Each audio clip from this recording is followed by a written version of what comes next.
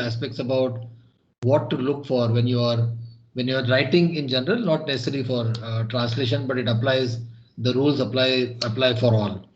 So translation, just to sum up one part of what I said yesterday, it's not line by line or word by word. It is important that we get the context, we get what the author is trying to say, and then put that in our own words.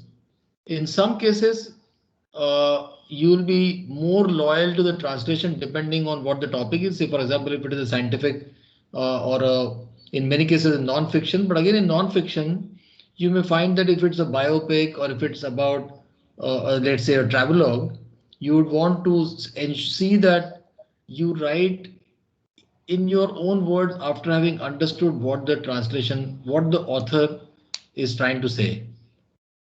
So at the end of the day, as I mentioned yesterday as well, I mean, today we'll do a very small exercise, which is probably just a paragraph or two. But please keep in mind that any task of such kind is extremely, I would not say tiring, but it requires continuous involvement to ensure that the narrative, the tone, the the the method you're using remains consistent across. So we spoke about fidelity and loyalty yesterday.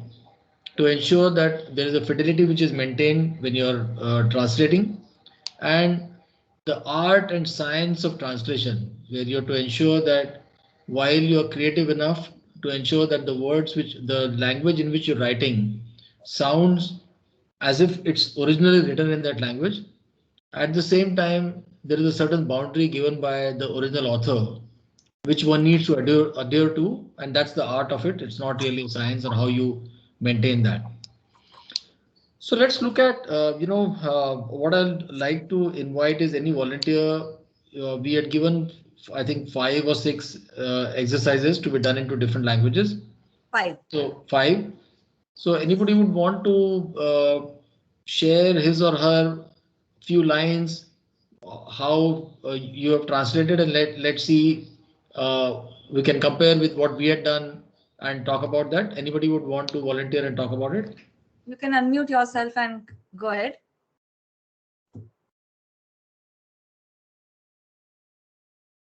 I would like to try first. Yeah, please unmute and please switch on your video as well. Yeah, just a second, ma'am.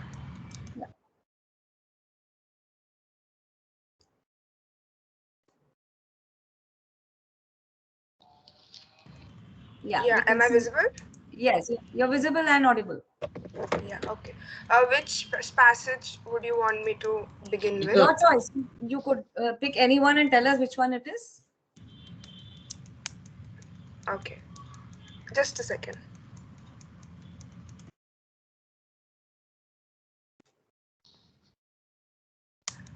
I'll go with Sita's sister. Okay. So you've done it in English. From Hindi to English, from English to Hindi. Okay, fine. Yeah, okay. वो लड़की शायद हवा में अदृश्य हो गई है. कहाँ है वो? उर्मिला ने अपनी आवाज में वो आक्रोश समा नहीं पाई. सीता कहाँ थी? वो लुकाछुपी खेल रहे थे और हमेशा की तरह खेलने का मजा चला गया था. वो अब अपनी बड़ी बहन को ढूंढने का एक मकसद बन गया था. उसके ठिकाने उसी की तरह आत्मविस्मयकारी थे. सीता को छुपने के लिए ऐसी जगह सूझती थी जहां उसे ढूंढने के लिए कई घंटे लग सकते थे. उर्मिला अब क्रोधित हो रही थी. वो थकी हुई थी. संगमरमर की जमीन पर दौड़ना, खंभों की सीढ़ियां चढ़ उतरना, उस विशाल अरण्य में जिसे उसके पिता गर्व से परिवार का बगीचा कहते, उस छिपी हुई लड़की की तलाश करने से उर्मिला के पैर दर्द कर रहे थे. यह एक निजी अरण्य था. उनके पिता राजा सिरध्वज जनक के नाम का उच्चारण उर्मिला के लिए अत्यंत आसान था क्योंकि वह प्रतिदिन वैदिक श्लोकों का पठन करती थी. राजा जनक सबसे समृद्ध राजाओं और सम्मानित विद्वानों में से एक थे, परंतु उन्हें जिन परिवेशों का सबसे ज्यादा लगाव था वो थे अनेक फूलों से जड़ित हरे वृक्ष.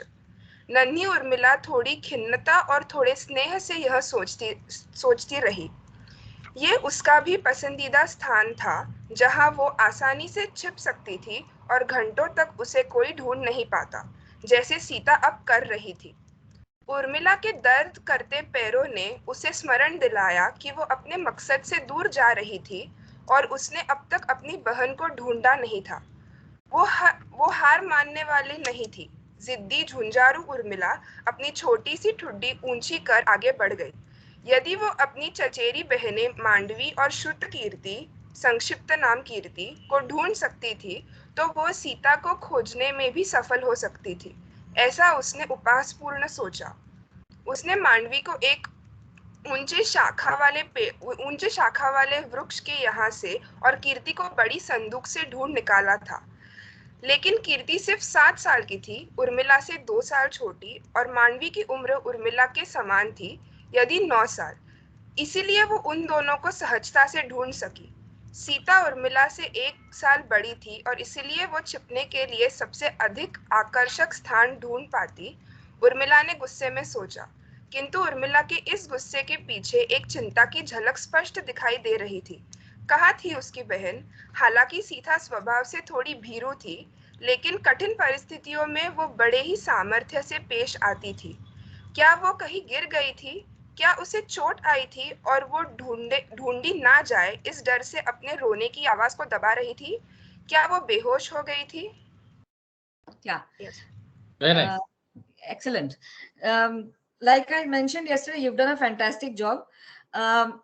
Only that, some of the Hindi words are pretty heavy, and in some places you've used Hindustani words, which express the meaning very well, but they may not be that appropriate because this is a context set in the Ramayana time, so it is better to use pure Hindi words. Now, I will read out what I have done. A lot of the parts were edited because the book was becoming very big. So the whole thing has been reduced to just about a paragraph in the book. So I'll just read it to you. You will see how similar we are in places. So good job done. वह लड़की मानो कहीं लुप्त हो गई थी। उर्मिला अपनी झुंझलाहट पर नियंत्रण न कर सकी। कहाँ थी सीता? वो लुका छुपी खेल रहे थे और सारा खेल बिगड़ गया था। दीदी को ढूंढना ही लक्ष्य बनकर रह गया था। उसके छिपने के अड्डे भी उसी की तरह रहस्यमयी होते जा रहे थे। उर्मिला चिढ़ी हुई थी और थकी भी। संगमरमर की सीढ़ियों पर चढ़ते उतरते उसके पैरों में दर्द हो रहा था। पिता सीरथ व जनक के अपार वन प्रदेश में छिपी उस लड़की को ढूंढना मानो असंभव था। वह बगीचा उसका भी पसंदीदा आश्रय था, जहां वह आसानी से छिप जाती और घंटों लापता रहती। उर्मिला को अचानक याद आया कि उसका ध्यान भटक गया था और वह अपनी बहन को नहीं ढूंढ पाई थी। यदि वह अपने चचेरी बहनों मांडवी और श्रुतकीर्ति, जिसे वह प्यार से कीर्ति बुलाती थी, को उनके ठिकानों से खोज सकती थी, तो सीता को ढूंढना कौन सी बड़ी बात थी। कीर्ति केवल 7 साल की थी, उर्मिला के गंभीर 9 वर्षों से 2 साल छोटी। मांडवी उसी के उम्र की थी। उर्मिला क्रोध से उबल रही थी, किंतु हल्की सी चिंता भी उसे झकझोर रही थी। कहाँ गई उसकी बहन? सीता थोड़ी संकोची अवश्य थी, पर विकट परिस्थितियों का सामना करने में भी सक्षम थी। क्या वह जख्मी हो गई? क्या वह चोटिल थी और खोजे जाने के डर से अपनी दर्द भरी चीख कहीं दबा तो नहीं रही थी? So this is how it has come out in the Hindi book. So you will see the similarities, but yet you will see that once the text get edited, see how a lot of the descriptions get removed and the text becomes tighter. Do you agree? I mean, would you come back on screen, please? Yes, ma'am. Yes, ma'am. Yeah. So when you see those long winding descriptions, I might have loved what I have written, but a lot of it gets edited and it becomes tighter, right? So you talk about the धन जनक का वो विशाल बगीचा वगैरह वो सब काट देते हैं. So your language wise you're fine. It's just that it's very difficult to judge with just one paragraph, but I think you've done a wonderful. Wonderful. I think Thank you. Thank you important very is, much. like Subha mentioned, when you say maksad, because maksad is a very Hindustani Urdu word. Similarly, I think in English, the original, I don't have in front of me, but I think you have said ki Shruti Kirti, AKA Kirti probably, and you have said ki chota naam, something like that you use. Yeah, Sankshipta naam. Friendship. Now that is a literal translation. That is a transliteration you have done. You should have said जिसे प्यार से हम कीर्ति कहते थे. I don't think in Hindi you say Shruti Kirti, Sankshipt Naam Kirti. Yeah. So Yeah. Right. you have to. So this is what happens when you are very loyal and you're going, and which is fine. I think on the Yeah. whole, I would give you more than 8 on 10 because you've done a wonderful job. And but that's where you realize that when you're looking at 100, 200 pages, some of these things when you add, that's where they become jarring. And in the second iteration, I'm sure you would have removed them because you would realize that that is not. And so one of the ways to understand is when you read it aloud. So when you Yeah. read it aloud, you start realizing कि ये हिंदी में इतना ठीक नहीं लग रहा है. संक्षिप्त नाम कीर्ति हम नहीं बोलते. तो इस तरह की चीजें जब हम अपने आप पढ़ के सुनाएंगे किसी को या खुद के लिए पढ़ेंगे, तो हमें एक अनुभव होगा कि हाँ ये थोड़ा सा अजीब सा लग रहा है, ऐसा इसको लगता चेंज करना चाहिए, या ये बहुत लंबा लग रहा है, ये सेंटेंस बहुत लंबा है, इसको हटा भी दो तो चलेगा, या इसको कंबाइन कर लो दो तीन sentences को. Of course, so these are all further Yes. iterations. So And of course, the editors work and really give your work a really new shape, and they really tighten it and make it very gripping. And there are multiple iterations which happen. When I did Sita's Sister, it went through, forget the proofreading and the punctuation and everything. The actual editing went through 3 or 4 iterations.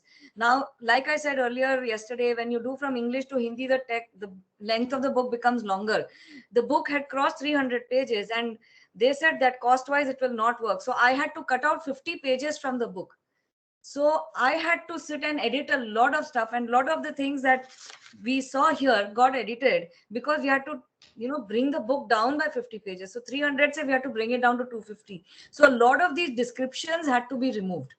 but So I think you have got the yes, the essence essence very very well. right. Wonderful job. Yeah. You could talk about one more of your translation, or if there are other people wanting to do it, just decide within the group if you want to, if anybody else wants to volunteer. Anybody else would like to go?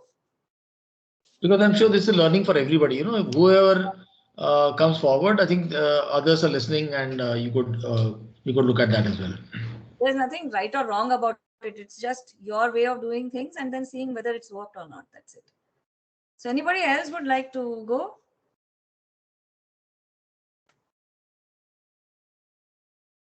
No? So should we go ahead with today's session on careers? No, or if you want Yeah. to look at one more of your transition, we could consider that before Have you done? we have 10 minutes, so we can look at it. Yes, I have done. I have actually done all 4. So Oh, wonderful. So go ahead and pick the other one.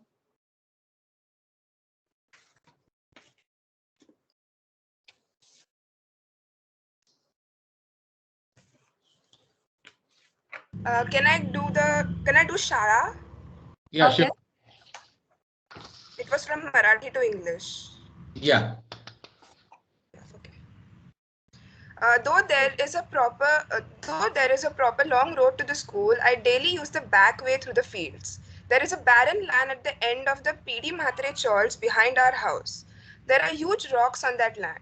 Although there are a few silver date palm trees, nothing but grass grows between the rocks. At the end of the barren land starts the border of Kanhe village, where there are many low-lying paddy fields. Towards the left, there is the dense Nana's jungle. I could not get this, but I just wrote something. There is an uphill road straight from the embankment of the fields, which has some rocks and an open space. The road to the school starts after crossing this. I never used to go by this road before, as I studied in a different school till grade 7. The high school from grade 8 is in Kanhe village, to which I would always take the long road. The road from my house to Ganesh provision store meets the main Kanhe road near the cremation ground. It passes through Dattawadi, Pense colony, straight towards the station, and after crossing the railway gate is the Nandi Talkies. Most of the students and teachers of our school take this road. There are not many school-going students in my area, as majority of them go to Subhash Vidyalaya. Pawar, a student residing in Tiloda building, used to accompany me in grade 8, but he left the school later on. Okay. This reminds me. So compared to the Hindi one, I think this is a transliteration. And but believe me, the first time when I did my translation, it was similar to what you have done. And yeah, but I'm going to give you only 5 on 10, and I'll tell you why. Because Shala is a deceptively very simple text, and I found very it took me a lot of time to get the tone right, and I'll read out what finally came out in the edited version and why we changed a lot of things. So the first line, there's a temptation to say that though there is a road. Now look at, I'll first read out what I said and then I'll point out some of the things. So the way I had done was, the main road leads to my school, but I prefer the winding path through the fields. There is a long stretch of grassland behind our house, beyond the Mathre chawl lines, barren except for a few date palms and tufts of grass growing between the rocks. The village of Kane begins where the grassland ends. On the right are paddy fields overlooked by massive rocks, and on the left is Nana's jungle. The road to school begins beyond the rocks. I had never had to come this way earlier, till 8th standard that is. Our school till 7th standard was at a different place. Back then, I would take the road opposite Ganesh Provision Store, which joins Kane Road near Mokshadham, winds past the railway station through Dattawadi and Pense Colony, and then goes straight on to Nandi Talkies. Most students and teachers took this route to school. Pawar from Tiloda building came along with me till last year, but has left school since then. Now, what happens is Pawar residing in Tiloda building, so we just say Pawar from Tiloda building, it is obvious. The road on, you said on where there is Nandi Talkies. This is a Marathi, ki tithe je Nandi Talkies hai. But when we are writing in English, we are saying, and then go straight on to Nandi Talkies. We said it winds past the railway station and meets Dantewadi, jithe bhetto. But in English, I have done it opposite Ganesh Provision Store, which joins Kani Road near Mokshadham, winds past the railway station through Dattewadi. You're getting the. So what happens is, a lot of times we're trying to do. So what you have done in the first instance is a lot more literal translation of what the Marathi original is. It sounds okay in English. It is not grammatically wrong, but it does not get the feel of an English version. So the main road leads to my school, but I prefer the winding path through the fields, is a better way to put it than saying, though there is a main road, I prefer this, right? So here what you did was you looked at the Marathi original. असला तरी मी रोज मागची ही शेतदाडी आमच्या घरामागची. So you were tempted to remain very close to the text.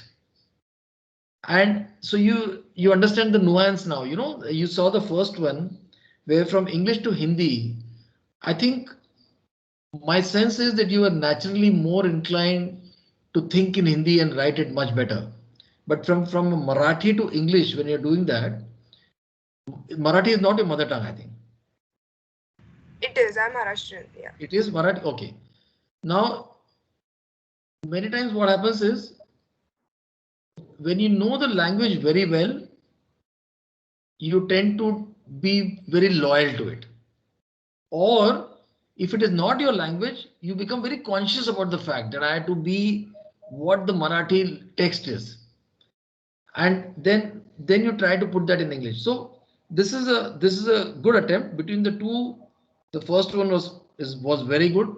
The second one, you realize that when you start looking at the whole book, you will see, and if Shala is, it was one of my most favorite translations because of the story, because the movie and the way the story is written. Read the original English as well, and if you have at home, read the Marathi and the English, you'll get a lot of sense of how the whole translation came about. It will be a fantastic exercise for you to carry out. Just read 10 pages from here and 10 pages from Marathi.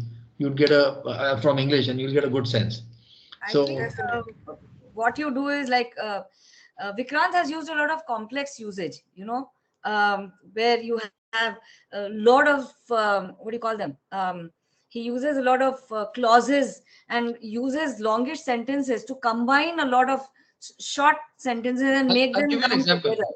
Back Yeah. then, I would take the road opposite Ganesh Provision Store, which joins Kani Road near Mokshadam, comma, winds past railway station through Dattewadi and Paintsy Colony, comma, and then goes straight on to Nandi Talkies.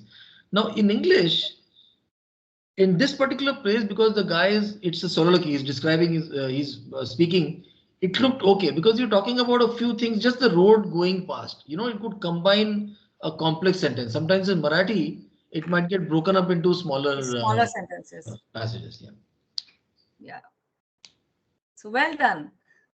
Great. Very Thank good. you. I think a very diligent student who did all four pieces. So that's fantastic. Yeah. Anybody, we could move on to the next session unless somebody else wants to volunteer and share his or her translation. I think we Sir, should. can I try? Yes, Yeah, yeah, please. sure. Yes, Please please. come on video. Yes, you are. Okay, yes, ma'am. Yeah. Okay. So I'll be translating the 20th wife Oh, to lovely. Hindi. What a wonderful Yeah. book. हाँ. Have I'm you not read very this? sure. Yeah. You're doing it into Hindi? Yeah, into Hindi. All right. Great. Okay, yeah. तेज हवा की गूंज और तूफानी लहरों से ऐसा एहसास हो रहा था जैसे तंबू की तह फड़फड़ाते हुए अभी अलग हो जाएगी। ठंडी हवा तह के जरिए तंबू के अंदर आ रही थी और पूरे शरीर को कपकपा उठी। साथ ही साथ आग की लपटों को बुझा गई। फटे पुराने गद्दे पे सोई महिला ठंड से कांप उठी। अपने उभरे पेट को हाथों से बाह में पकड़कर करा उठी। आया। दाई माँ धीरे से कुबड़ से उठती हुई तंबू के तह को बंद करते हुए उस महिला के पास आई। कंबल हटाते उसके पैरों के बीच में झांका और कठोर उंगलियों से जांच करके उसने संतोषी की सांसें भरते हुए कहा, अब ज्यादा समय नहीं लगेगा। दाई माँ ने अंगीठी को सही मात्रा में हवा दी और वह जैसे नए जीवन की तरह चमक उठा। महिला फिर लेट गई। माथे पर जमा पसीना अब सूखने लगा, लेकिन चेहरे से लगता जैसे दर्द में हो। कुछ मिनटों बाद दर्द का एक और झोंका उसके पीठ के निचले हिस्से पर महसूस हुआ। महिला अपनी दर्द की चीख दबाने की कोशिश करती रही, परंतु उसकी चीख तेज आंधी की तरह निकल ही गई। बाहर ढलते सूरज के दृश्य कैंप पर पड़ना अब बंद हुए और रात का अंधेरा छा गया। सभी पुरुष अंगीठी की चारों ओर जमा हो गए, कपकपाते जैसे कानों में हवा की गूंज होती, साथ ही साथ आंखों और कपड़ों में रेत घुसकर जलने का एहसास देती रही। बहुत बढ़िया। अगेन आपने बहुत अच्छा किया है, बट लैंग्वेज में थोड़ी सी कंसिस्टेंसी की कमी है। और दूसरी बात, आप थोड़ा सा लिटरल आपने किया है। मैं पढ़ दूं जो मैंने किया है, फिर आप देखना आपने जो किया और मैंने जो किया उसमें फर्क क्या है। तेज हवा गरजती हुई नीचे की ओर आई और तंबू के पर्दे को चीरती हुई, कोहनी मारती हुई अंदर आकर गर्म गर्दनों को अपनी सर चपेट में भरती आग की नीली हल्की लपटों को निगल गई। वह औरत एक कोने में पतली सी सूती बिस्तर पर पड़ी अपने फूले पेट को हाथों से पकड़कर करा रही थी। आया। दाई धीरे से उठी, जोड़ों की चरचराहट के साथ लंगड़ाती हुई तंबू के मुंह तक आई। पर्दे को बंद कर कंबल उठाकर उसके पैरों के बीच झांकने लगी। धूल भरी रूखी उंगलियों के स्पर्श को अपने अंदर महसूस कर वह औरत दर्द से करा उठी, सिहर गई। आया का चेहरा तसल्ली से भर गया। अब ज्यादा देर नहीं है। जैसे ही दाई ने ऊंट के गोबर की अंगीठी को पंखा झला, उससे आग धधक उठी। यहाँ पे आपने लिटरल इंग्लिश से क्या है कि it came up to life और something, I think it is written that it she clamped down. Yeah, the कहीं पे है, I'm not able to see it. चेहरा दर्द से, हाँ, उस औरत के माथे पर पसीने की बूंदें चमक रही थी और चेहरा दर्द से थक गया था। कुछ ही पलों में एक और संकुचन की लहर उसकी कमर से उठी। खेमे के बाहर खड़े लोगों को चिंता से बचाने के लिए उसने चीख रोकने के लिए अपने होंठ भींच लिए। उसे पता नहीं था कि तूफान के शोर ने उसके जोरदार चीखों को भी निगल लिया था। बाहर समय से पहले उस छावनी पर अंधेरा छा रहा था। कई मर्द आग को घेरे बैठे थे।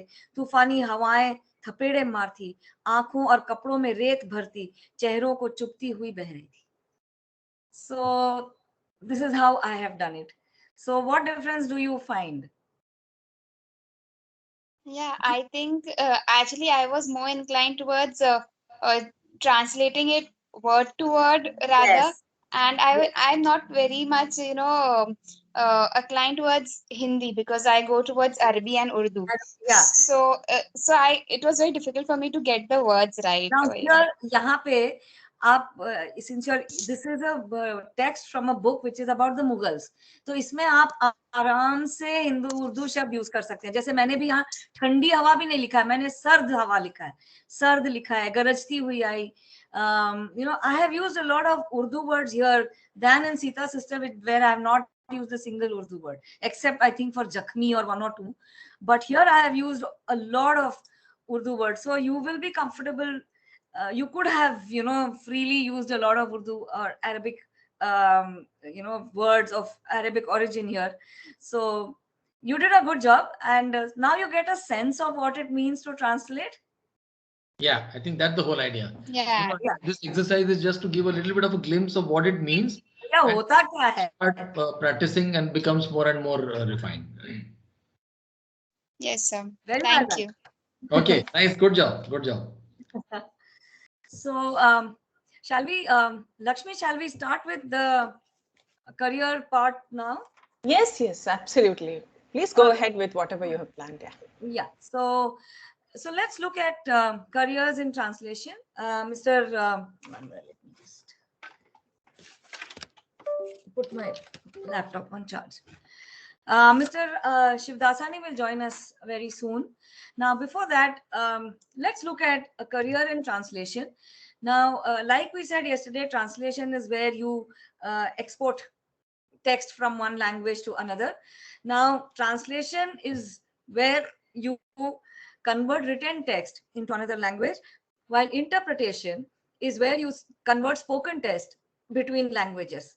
Now, these are both very, very important aspects in the language industry.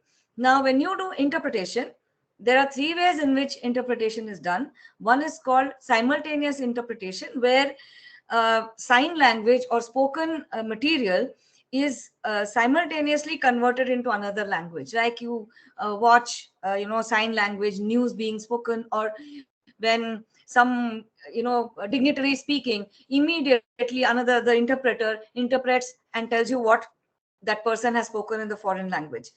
The next could be consecutive interpretation, where the interpreter takes notes while a speaker is speaking and converts it into another language immediately after that.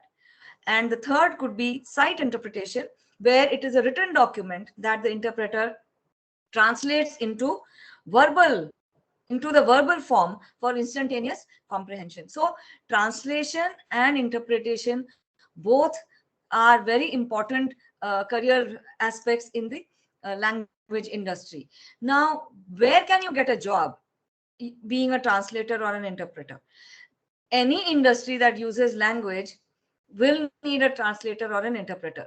Now, it could be a government agencies, it could be in the field of medicine, it could be business, it could be education, it could be publication. There are umpteen industries in which you can get, there are avenues for translators. Now, as a translator, you could either work as a freelance translator like what I do, or you could be associated with an agency.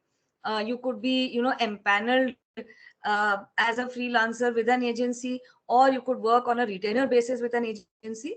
So, or you could be a full-time employee in any company.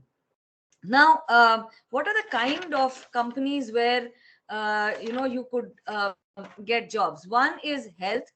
There could be you could be in the literary field, you could be in the health field, you could be in the legal or judiciary field, you could be a literary translator, you could do sign language, you could be a translator or interpreter in a conference, you could be a conference interpreter, you could be a localizer. So let's look at some of these and how they work. Now, let us look at the health or medical translator or interpreter space. Now, in this space, you normally work in a healthcare setting where you help communication with doctors, patients, nurses, technicians, and you assist them, you assist people with helping them understand what the doctor is saying, or what the patient is saying. India is becoming a major health tourism destination these days, and you have a lot of people coming from across the world to get treatment done in India. So the translator who is planning to work as a translator, if you're planning to work in this space, you need to have a good knowledge of the medical terminology in both the language pair that you are working. The second is legal or judicial translators or interpreters. Now, here you either work with law firms, you can work with government agencies, you can work in the courts or any legal setting where you where you are interpreting or translating, recording, recordings where statements are being recorded. Let's say a French national is arrested in India, and he or she is, giving a statement. You need to be there as an interpreter from French and translate it into Hindi or English for the local officials. You could be present at depositions, you could be present at trials, and you could also help people who have limited proficiency in English to understand what the legalese that is being spoken. So again, like I said, you need to have that industry specific technical knowledge, and you should be familiar with the terminology that is being used. You could be a literary translators like us, and like me and Vikrant, who convert books, poetry, short stories, journals, articles. And we are people who work with original authors, and our job is to capture the literary and cultural features of the text that we are translating. You could also learn sign language, and you could facilitate sign language, facilitate communication among those who are, who are hearing impaired or hard of hearing, or they have such issues, and help them understand what is being said. um, when there is a non-English speaking audience, you could work as a conference interpreter. You could work where there is international business being conducted. There are diplomacy conferences, foreign, and here it is mainly foreign language to English translation that is required. Now there are, I mean, apart from these, you can work in a government company or a private company, either as a freelance or a full-time translator. You could work for software development companies where you have Chinese, Japanese, German, which is being used. You could work for newspapers, magazines, e-zines. You could work in the travel and tourism industry. You could work in the hospitality and hotel industry. You could work for events, exhibitions, and fairs. A lot of my friends who have done language studies from JNU, where they have learned Spanish or Japanese or German, they all, if they are freelancing, there are a lot of trade fairs which happen in Delhi. So they go and work as, stand in the stalls, and work as interpreters and translators, and they man the stalls from those countries. You could work at export agencies, airline offices, trade organizations, publishing houses, embassies, and you could also be a teacher in that particular language that you have studied. Now, what are the basic requirements to be a translator? As as a qualification, you I mean, if you need to be a 12th standard, there is no particular combination that you need to be a translator. Of course, it helps if you are a graduate, let's say like all of you are doing English literature. There's a Hindi department where people would be studying in Hindi or foreign languages. It is wonderful if you have a undergrad qualification in the language that you want to work with. Now, are there any, so there are a lot of courses, translation courses in India, which are run by government and private institutes across the country. Some of the important ones are, like, if you're really interested in a career in translation, there is a postgraduate course in translation, which is conducted by Indira Gandhi National Open University, IGNO, which is a 4-year course where you can finish it in a minimum of 1 year and a maximum of 4 years. And this is for Hindi to English and English to Hindi, the basic qualification that you need is a graduation in any discipline. The other very reputed institute where you have a postgraduate diploma course is the English and Foreign Language University in Hyderabad. Now they have a postgraduate 2 semesters postgraduate diploma course consisting of 2 semesters, where the eligibility is you need to have a postgraduate qualification in any Indian or foreign language. The ELFU, that is the English and Foreign Language University in Hyderabad, they also have a postgraduate diploma, postgraduate PhD in translation from foreign languages to Indian languages, and the qualification is postgraduate in any linguistic discipline. So if you are looking at a foreign language translation or from English to foreign language and vice versa, you could look at ELFU Hyderabad. Then there is something called as the Center for Translation of Indian Literature. Now this is an organization called CENTIL, which is a part of the Department of Comparative Literature, Jadavpur University, Kolkata. They have a 6 months course in translation as a skill. So this is a certificate course which anybody can do. Even a 12th standard student can do. So this is a skill-based course in translation, which is 6 months. Normally it is run between September to March. And here you need, but here the choice is restricted for people who have a knowledge of English, Bengali, Hindi, or Nepali. So if you want to work in any of these 4 languages, so you have a certificate course in Jadavpur University, you have a PG and a PhD course in Hyderabad, and you have a PG diploma course in IGNO that you could do online. Now, there are a lot of courses abroad as well. One is some of them which, one is the Heidelberg University in Germany, where they have undergraduate, postgraduate, as well as PhD courses in translation. Now here, the basic requirement is that you need a C1 level of proficiency in the language. Let's say it is German or English. There is something called as the CEFR scale, which is called as the Central European Framework of Reference, where this is a standardized gradation or proficiency certification. Like it starts from the lowest level A1, then goes to A2, B1, B2, C1 and C2. A1 and A2 are beginner, B1 and B2 are midway, and C1 and C2 are proficient. So you need to have a C1 level of proficiency in English and or the language that you want to study. So you would need to take a Cambridge exam, like a certificate, what is that, CPE, certification of proficiency in English, and you have to clear that exam with 80% plus, which will prove that your English language proficiency is at a C1. The highest level is a C2. So you have CAE, certificate of advanced English, and certificate of proficiency in English. So one is a C1 level exam, one is a C2 level exam. You could take one of these two to prove that you are at a C1 or a C2 level in English. Then you have the second one is called the CFR scales are applicable for different languages, German, Spanish, and a lot of other European languages, where you take the exam and prove your proficiency in that language. Then you have Swansea University of Wales, where they have a 1-year full-time postgraduate course in translation and interpretation.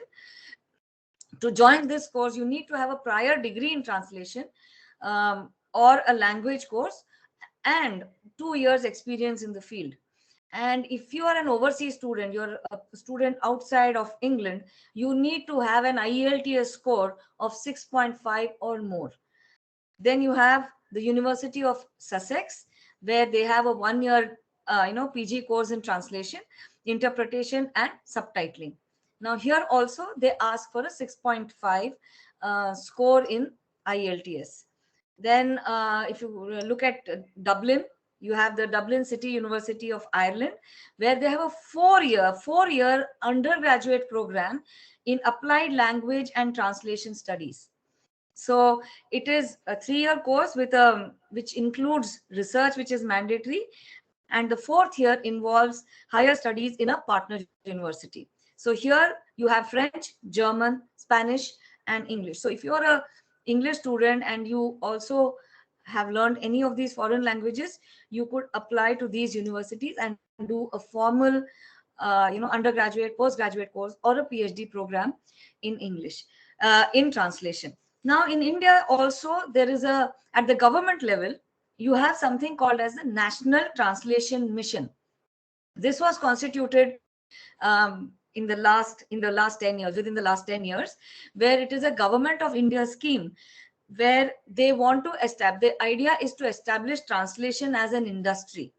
Now, the National Translation Mission, or NTM, has a intensive 2-week program, online program, training and orientation program in translation and interpretation, but they have only Hindi to English and English to Hindi. It happened sometime, I think the previous batch happened sometime in September 2021.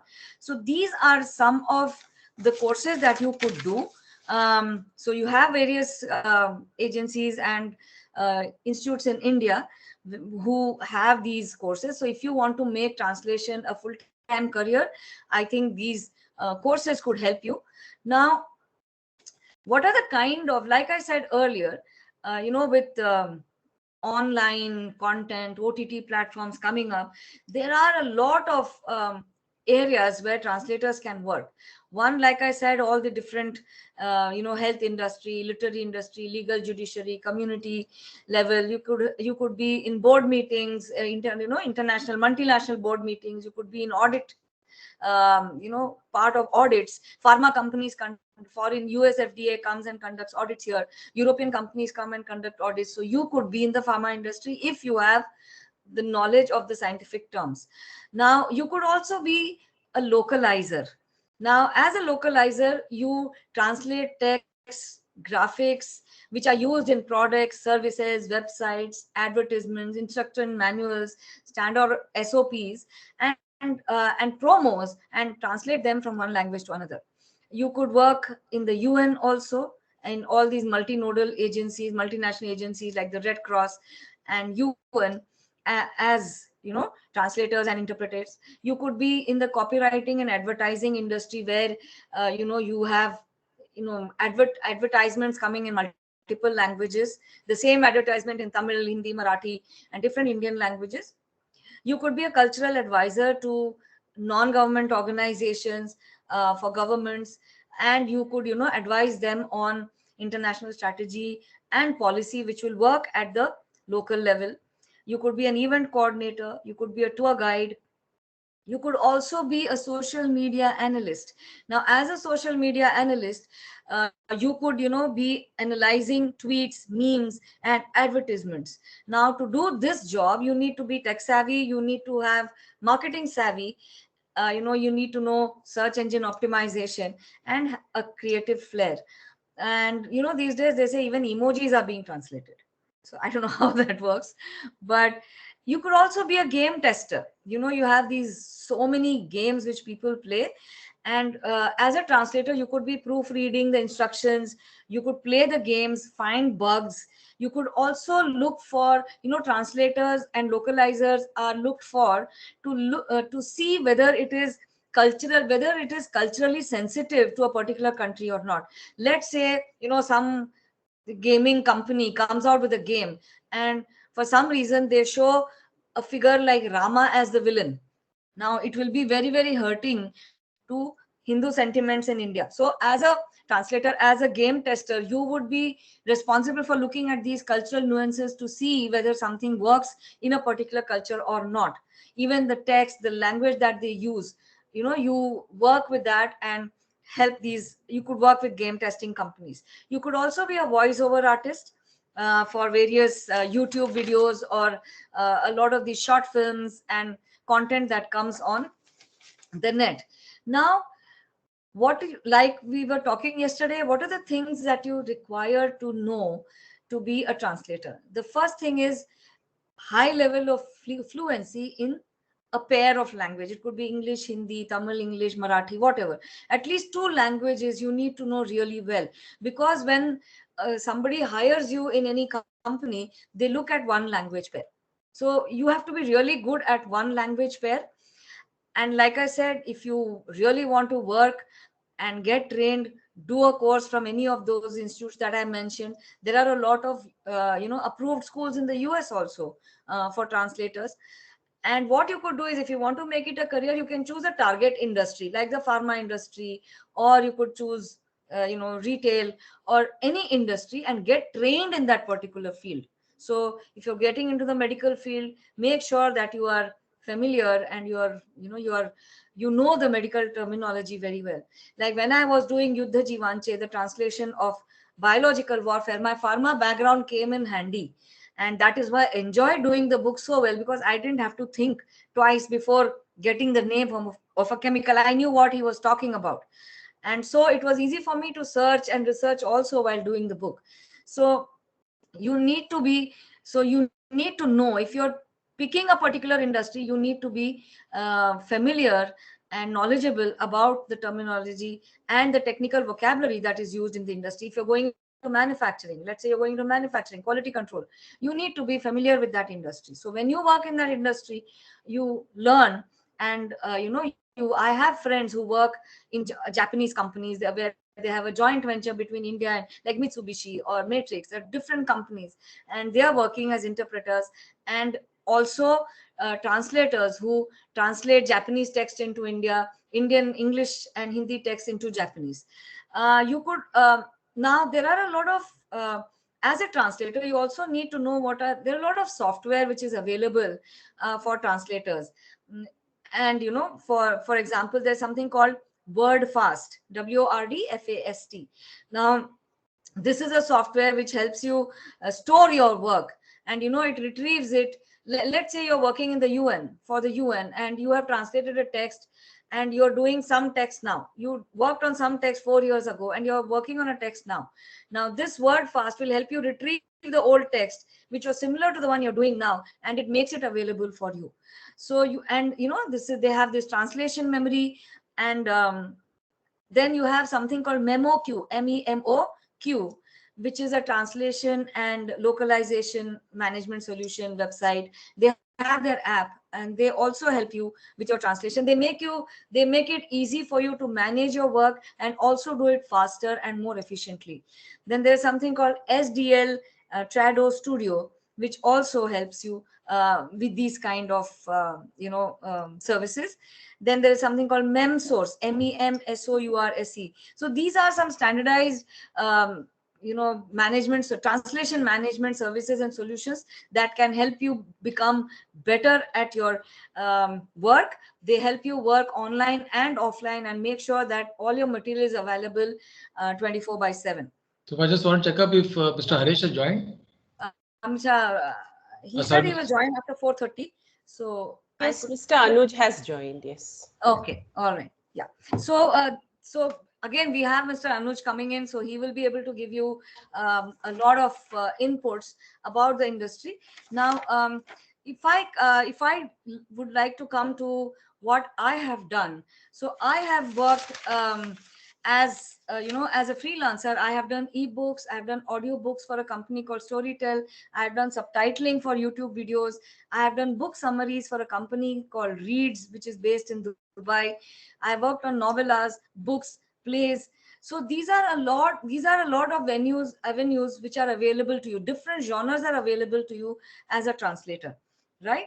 And as an English language expert, I am a Cambridge examiner. I also train for IELTS and TOEFL. So these are also areas apart from translation which are available to you as an English language student. So if you go to cambridgeenglish.org, you will see a lot of how you can become an examiner or an IELTS trainer or a TOEFL trainer also, right? So I would like to invite Mr. Anuj Shivdasani now, and so that we can introduce him. And he is an industry uh, professional. He runs his own company. Mr. Anuj, if you could switch on your video. Yes. Thank you so much, Subhaji. How are you doing? I'm doing very well. So I just wanted to check if I'm audible. Yes, you are audible and visible. Welcome. A very warm welcome to you, Mr. Anuj Shivdasani. Mr. Anuj Yes, Shivdasani. you're writing Jai Singhani, so I just wondered. Yeah. Yeah, that is my surname. It's Jaisinghani, but और Jai पता Singhani. नहीं क्यों शिवदासनी से हुआ है आपके interview में. Sorry, will we make that correction? Okay. Jai Singhani. All right, so Mr. Anuj runs and he's a proprietor of Guru Shabad. Now Gur Shabad, the name comes as a combination of Gur, which means the creator, yeah, Ishwar, and Shabad, which means word. And Gur Shabad was created in 2016 with the intention of bringing together languages and make the world speak in one language. Now it is based out of Mumbai, and Gur Shabad as a company provides a wide gamut of services which include translation, transcription, interpretation, subtitling, content writing, and blog writing, apart from social media content. It has around 200 employees, and a lot of freelance professionals are associated with the company as well. So they have a lot of esteemed clients, but to name a few, they have Array OTT, NABARD, Godrej Archives, Canara Bank, Viscraft, and several others. So I would like Mr. Anuj to take over and talk about the translation industry and what it holds for people who are studying English and literature and want to be a part of this industry full time, part time, or as freelance employees. Over to you, Mr. Anuj. okay. Thank you so much, Subhaji, for that introduction. So yes, so we not 200, we have about 500 plus Oh wow. freelance translators, yeah, who work with us and they are spread all over the world.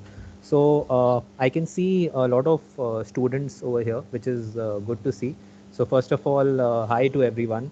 And would it also be possible, Subhaji, for them to probably switch on their camera so that I can Yes. just see how they look, because this is a virtual meeting, but Yeah. I don't want to see them.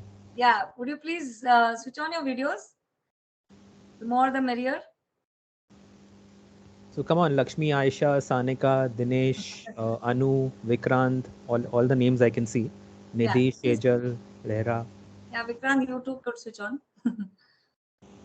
Good evening, sir. Good Yeah. evening, good evening. So good evening, Anupa. Thank you so much, Jennifer, Sanika, Ashish, Lakshmi. So nice to see all of you all. I'm wondering, such good-looking people, why is the camera off? But nice to see you also, Vikrantji. So yeah. So great. Nice to see all of you over here. And just to give you a little bit of a gist, or so how do you want to take it, Subhaji? Do they have any questions which they want to ask? You Or could talk about the industry first, about what you do and what are the aspects of translation, what are the career, apart from what I have mentioned. I think you heard what I said. So you could look at the practical and commercial aspects, and then they will have questions for you, if that works for you. So career guidance is what they're really looking for. Yes. I mean, as a simple phrase, but more than that, in terms of the different aspects, we can Yes. really get into with translation, and writing in general. sure, sure, definitely. I'll do that, and probably towards the end, I'll just speak a little bit about our company also. But since let's move on to the main focus, as Vikrantji said, which is career guidance, right?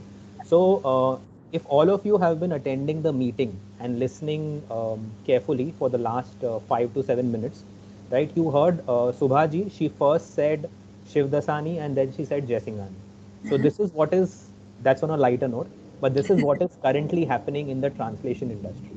Okay, just to give you a small humorous example, now in Hindi there is a phrase that मैं घोड़े बेच के सो गया.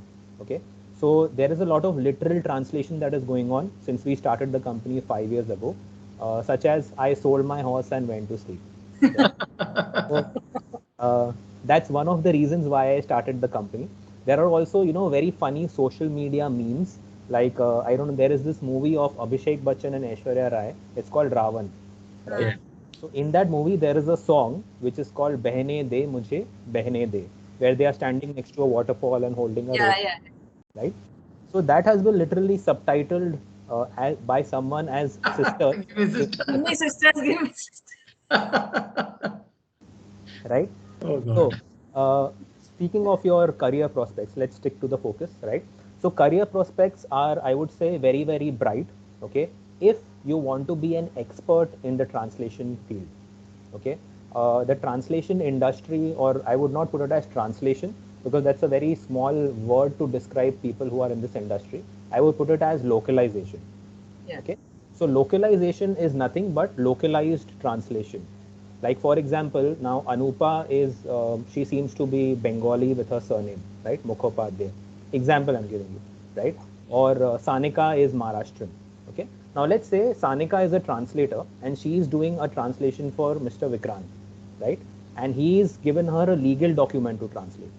But Sanika has never worked on legal documents. She has worked on script translations. So Sanika will not be able to do that. Okay. So translation is like any industry. Once you get into the industry, you need to be looking forward to building your niche. Okay. What are you comfortable with? Some people are comfortable with, for example, content translation, which is website translation, right? There might be some of you who, for example, like to translate some content which is related to sports or legal or financial, right? It depends upon you. But whatever is your niche, you need to first select that and do that. Okay. Now that is just a starting point. If you want to make a career in the translation industry, there are two ways to approach it. As I was speaking to Subhaji that day, you can either be full-time working with a company or you can work as a freelancer, right? Now, at this stage in India and the rest of the world, what would really make sense commercially as well as with regards to intellect is to be a freelancer. Okay, because being a freelancer, you can take on 2-3 kinds of different projects. Plus, it doesn't really restrict your growth as an individual. So I know freelancers, for example, who work with us. They do translation, they do content writing, and they also do subtitling. Right now, all these are different things, but you as an individual, if you want to know, learn, and grow, then I think translation is one of the best industries to be in. These are the pros. Okay, let me also tell you some of the cons. Okay, so the cons are when you freelance and you work with any company.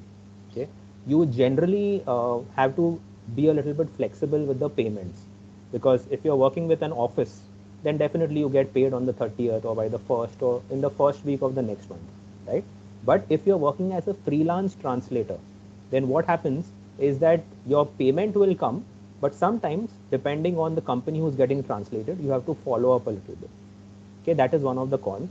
But that con also doesn't apply to you if you are good at what you do. Yeah, like there might be someone like Akshay Kumar and there might be someone who's a struggling actor. The struggling actor might get paid after 6 months, but Akshay Kumar, they will ensure that his payment comes on time, because over a period of time he has delivered that body of work. Yeah, so if you are entering, you need to look at two things. One is, first, be a domain expert at what you do. Second is, once you enter, okay, you need to choose the right clients and the right companies also to work with. Okay, while we were building the company, we there are still clients who've not paid us, but there are clients with whom we've been working since years. So you need to first have an image, go in depth, have expertise, build expertise on that topic, because translation involves a lot of research also. It's not just that you put it and then translate it and give it back. Yeah, because then the client will stop coming back to you. Yeah, so develop your niche, be an expert. Freelancing is a good option. It's a very good option. Yeah, and be ready to be a little bit flexible. That's what I can say for now. Yeah.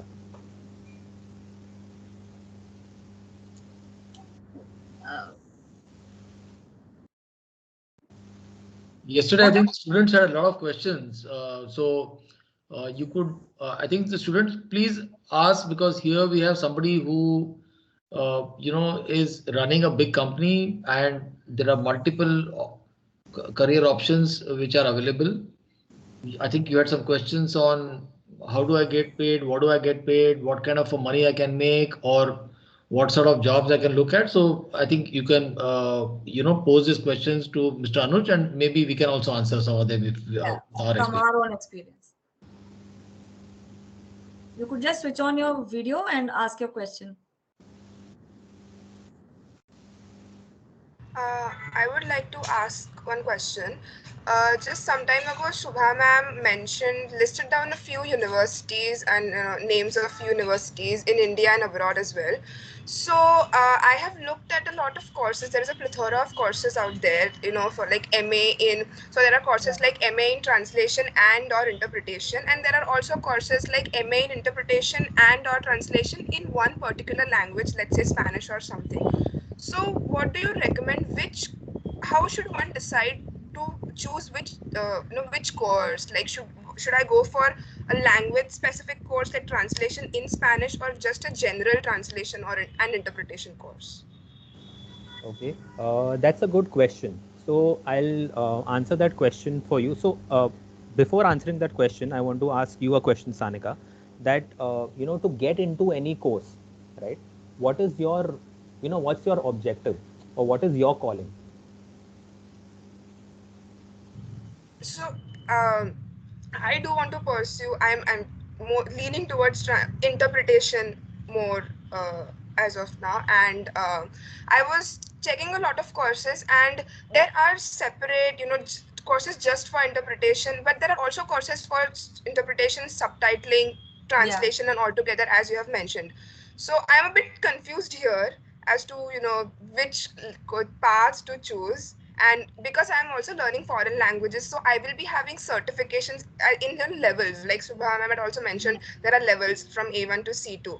So if I have those certifications, is it necessary that I get an MA in that language, or just a general translation and interpretation degree would work along with certifications of foreign languages? Sure, sure. I'll gladly answer that question.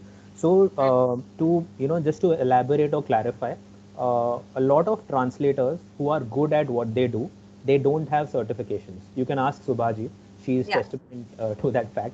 A lot of translators I know who work with us regularly since more than 10 years, I would say, they don't have certifications. So those certifications are good. Generally, in our line, if you talk about professionally, the only time you need to be certified is if you are doing legal translation. Okay, so that's only when it requires certification. Apart from that, there are certain cases when you are translating documents where they ask if you are a sworn translator. That's SWORN. If you are a sworn translator or an interpreter, right? Now that's a different ball game. There are very few, I would say, less than 10 sworn translators in India. So if you are looking to pursue it as a career, the certification definitely helps. Why? Because you get a structured learning, right? So it's like if you want to learn, for example, a language, right? Or if you want to learn even how to play the guitar, there are 2 to 3 ways to go about it. You go to a professional guitar teacher and learn it, or you look at videos on YouTube, or you enroll for a course in Coursera or wherever, and or upgrade, and you learn it from there, right? So these two options are always available. Even when you do the certification, you will gain a limited amount of knowledge, but you will need I would say a battleground or a place where you can actually test your skills to do that. And the best way to do it is once you have the certification, start working for companies. To answer the second part of your question, which is for interpretation, if you want to get a global exposure, then interpretation is the best thing. Okay, Yeah. because subtitling will get you in touch with the direct company, or subtitling will get you in touch with for example, an agency or maybe even the channel.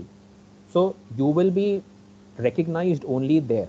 You can get a lot of work and good paying work, but if you do interpretation, you will be recognized globally. Like one of our partner companies is based in USA. Okay, so they do a lot of translation for Donald Trump when he was there, or when Prime Minister Modi when he goes from here and speaks in Hindi. So they do a lot of that. Yeah, but they are, because they are getting that exposure because they are in interpretation. So things like interpretation, content writing, I would also say to a certain extent, yeah, these two things will get you a lot of exposure. Yeah, and other things which are subtitling, translation, transcription, voiceovers, These will also get you a lot of, I would say, work, but the exposure, if you're looking for international exposure, then interpretation and content writing are best. Okay, thank you. And sir, so if given a choice, let's say interpretation in Spanish and just interpretation, these are 2 degrees. So which do you think would, be better or one should lean towards? Okay. See, if you have a natural calling, as I said earlier, for a certain language, like some people are in, love with languages. So I know this translator in Pune, she knows proficiently. She knows 17 languages. Wow. Yeah. So we call such people polyglots. So they Yes. know she knows 17 languages, and it's up to her whether she wants to take on work, she wants to refuse work, because there is no, limitation of work in her case. Yeah. So I would say, if you, in your case, to answer your question, first do the basic interpretation course. If you're not in love with a language, if you're in love with a language, you say, I want to learn Spanish, I want to learn German, I want to learn Japanese, then go for that particular language. But once you do interpretation, you learn more of the ergonomics or the system of how the actual process works. Correct. Subha knows 7 languages, by the way, Anuj. Yeah. So, Sanika, I hope I was able to answer your question. Yes, sir. Thank you very much. Well, Yeah. Any other questions?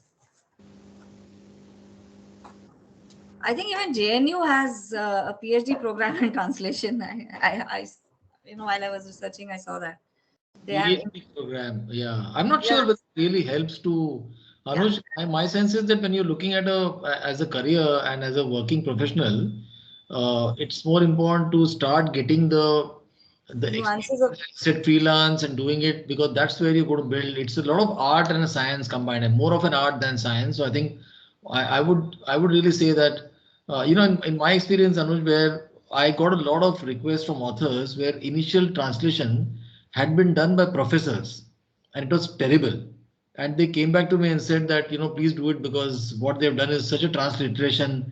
It's a horrible translation, and you actually feel that it's a Marathi book being written in English, and that's not the way we want it. And I was able to translate some of the Marathi bestsellers, uh, which for 40-50 years people from Pune had done and failed badly. So I think a PhD, I think, is an overkill. I don't think, unless you get into teaching. Yeah. yeah, that's absolutely right, Vikrantji, because a PhD is also good, only if. So see, I'll tell you one thing. So it's like any profession or any trade. Okay, like for example, earlier I know people who are also into training, not language training, but other trainings, like for example, soft skills training or behavioral training. Right? Earlier, it used to be enough to be a subject matter expert and to be a good trainer. Okay. But now, especially in the last 2 3 years, with so many online options available, it is not just enough to be, and this is for all the students, it's Yes. not just enough to be an expert at what you do. It is also about how you showcase your talents, Yeah. your resources, and your domain expertise to the rest of the world. Correct. Yeah? So if you are the best at your language, but you have very poor communication skills, Yes. not in the terms of language, while speaking with clients, while understanding the scope of work. I see a lot of translators who are very good at what they do, but when you send them an email, they will sit on that email for 2 to 3 days, and or for example, you have to then again send them a WhatsApp saying that did you look at this project. So that is the state of the industry in which we are currently. Also, so as I said, sticking to the question, one is develop your domain expertise, and post that you also need to figure out. Okay, so I would suggest, after doing Sanika, after or the others, after doing an interpretation course, also do a course which helps you build your, for example, communication skills or soft skills, so that you can go out and speak to the right people to get the right kind of work and never fall short of work. Anuj, I'll ask a question on behalf of the students yesterday, because I touched upon that a little bit. Knowing a language and translating that can also be a career in advertising in terms of copywriting. Do you have any, you know, can you Can you elaborate or talk to people about a career in copywriting, because they do look at people who can translate into different languages, and uh, it's not which some everybody can do. Absolutely right. In fact, in the last 6 months, we have got a lot of business from someone to whom we connected as a copywriter. Now, what she does is she writes a lot of copy for social media, especially for social media calendars. So what we do is we have got a request from a UAE-based client, and we translate all that copy written in English into Arabic for the social media calendar, for their Insta posts, Insta reels, and their blog posts, right? So this is something which we are doing. So in translation, there are, I would say, creative offshoots, and one of the creative offshoots or branches is your content writing and copywriting, right? Because content writing and copywriting doesn't just involve a flair for writing, it involves a lot of research Great. also. Yes. Yeah, you have to do a lot of in-depth research. You have to ensure that your content is plagiarism free. You have to also ensure that your content is SEO, sensitive, and it's hitting the right notes and attracting the right audience. Yeah. So in translation, if you want to enter the field, it's a good field, but you have to continuously and consistently keep on learning. Right. Right. And what about subtitling as a career? Now that there are so many OTT OTT. platforms and so much content coming out, would you say subtitling could be a good industry? Because a single movie is made in, the subtitling is done in multiple Indian and foreign languages. At So least five or six in India: Hindi, at Tamil, least in India, Telugu, yeah. Telugu, Tamil, Tamil. and Bangla. Correct, absolutely right. So, subtitling is also a good option. But when you do subtitling along with learning the language, you also need to learn how to do time coding. Or Yes. there are different softwares like Subtitle Edit, and many other softwares are there. So, you need to learn, have a know how of these softwares also. Also, linking your question to translation, in translation also nowadays, there is a lot of machine enabled Yes. translation which happens. AI. Yeah, AI related translation, where you actually get most of the translation done, and you as an expert, you just need to work on enhancing the language, and I would say linking the context. These are the two things you need to do, right? So that's also another good career option to explore. If you ask me, for example, in terms of payout, yeah, so in terms of payout, I would like to rank the different translation services as number one would be interpretation. Okay. Number two, I could put both content writing as well as translation. Okay. Number three would be subtitling, and number four would be transcription, because transcription at the end of it is a very manual job. We have a lot of, for example, housewives also who Yes. work with us on part-time basis, who do a lot of transcription also. Yeah. So it's a time-consuming job, not very, I would say creative for the brain. Yeah. Or you don't enjoy. At least I don't enjoy it much doing transcription. So in terms of payout, these are the different ones, and yeah. So I think yesterday, Vikrant, they were asking a lot of questions on what would be the kind of salaries that they can expect if they work full time and as freelancers. Can it be a full time career? So that was a question that we faced yesterday. Um, I think the students should be asking these questions, not us. Lakshmi, yesterday there were so many questions. Today everybody is quiet. I'm surprised. I think as the meeting progresses, most of their questions are being answered. Okay. Oh, all So, right. yes. So if we can have some kind of a ballpark, a beginner's salary, and also some idea of if this is a full-time kind of a job, uh, what is the scope and where do you begin? What is the lowest rung of the ladder, and what is the scope for, potential scope for growth here, if they can get an idea? Yeah. Sure. So, full-time jobs also generally are mostly related to interpretation, because you have companies, technical companies like, for example, HCL, Lenovo, Samsung, right? Who deal with a lot of Korean, Japanese, and now a little less Chinese, but that is still one of the languages that are being dealt with. So these are some of the full-time jobs which take place in translation, where your average salary would, I would say, a starting salary would range from 25 to 30,000. Again, depending on your experience, then while recruiting, they have a few tests which you need to clear, and then the normal interview rounds. So that could be your starting salary. There are also a lot of people in foreign countries who require Indians with good translation skills. I think as Vikrantji was giving the example of the professor translated book coming to him. So like that, there are a lot of people in foreign countries also. So if you are also looking for a job where you look to be placed in a company like Japan, Germany also for engineering, right? So these are some of the good career options. So starting salary, I would say, is around 25 to 30,000, and post that, once you then apart from this, then you yes, there are also jobs as copywriters which you can get.